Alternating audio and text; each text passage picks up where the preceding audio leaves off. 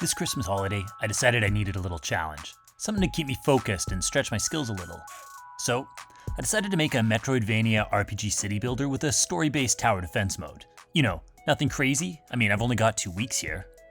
Hey everyone, I'm Matt. I make bad choices and set unreasonable goals. Wait, I read that wrong. Here's how my 2-week game dev challenge turned out. Day 1. On day 1, I decided to start with the enemies. Now, in theory, this should have been pretty easy. But this isn't just a game jam game. I want this project to prototype ideas that will eventually become a part of Willard. That meant I couldn't just spaghetti code a garbage script for enemy behavior. I was going to have to think about game architecture. Now, I'm no game architecture genius, but I've done enough work to know I needed a state machine here. I would make a base enemy script which would control repeated behaviors. Things like looking for NPCs to attack, detecting walls and cliffs. And then I would need to write separate scripts for each of these states. States like patrolling, attacking, jumping, and dying. That way, when I eventually add more enemies, I can reuse those states and just add new ones for my new enemies, like a fireball shooting state or an electrocution state, etc. So, I started simple. I created a patrol state that got my enemy moving in one direction. Then, I added a ledge detection to my base script, as well as a rotate method. Now, if the patrolling enemy detected a cliff, he could rotate and patrol the other way. I did the same thing for walls. Next, I wanted him to be able to jump over short obstacles.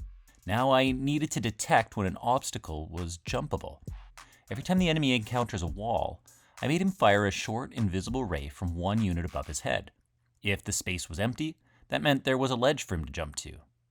Before the end of the day, I added a few more states. I made one for when the enemy detects something it can attack, in this case a building.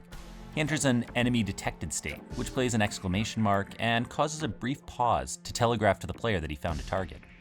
Next, he goes into a charge state, which has increased speed, and finally, a melee attack state, where he deals the damage.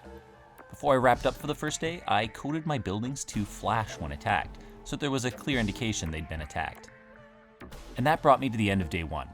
I recorded a 1-minute short of my progress, uploaded it to YouTube, and called it a night, somewhere around midnight.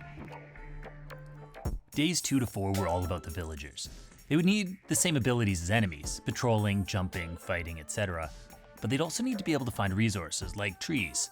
Next, they needed to be able to chop the trees down, which also meant I had to code the trees themselves.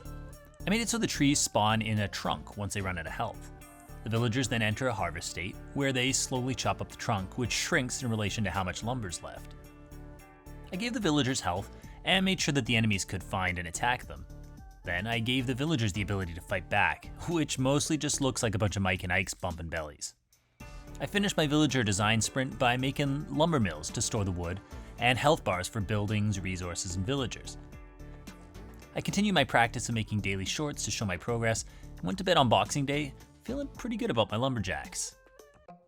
Day 5 was a lot of fun.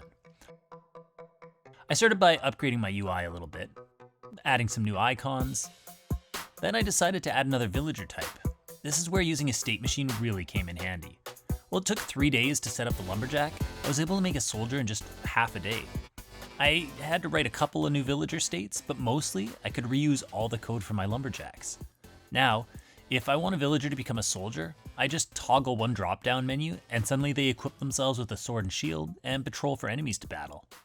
I still had a little time left once the soldiers were working, so I did some fun pop-up messages so they could taunt the incoming enemy hordes.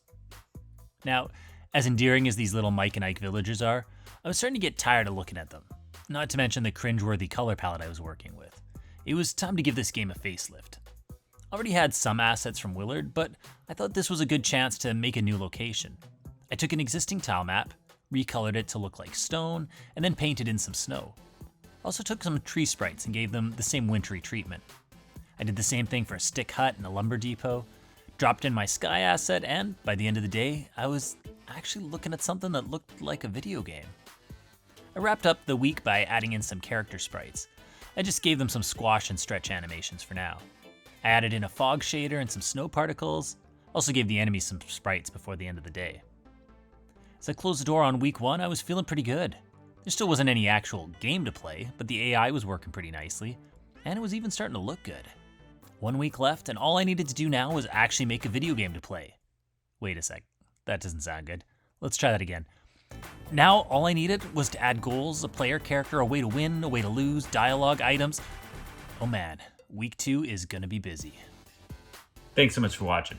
Stay tuned for part 2 to see just how this mess turned out.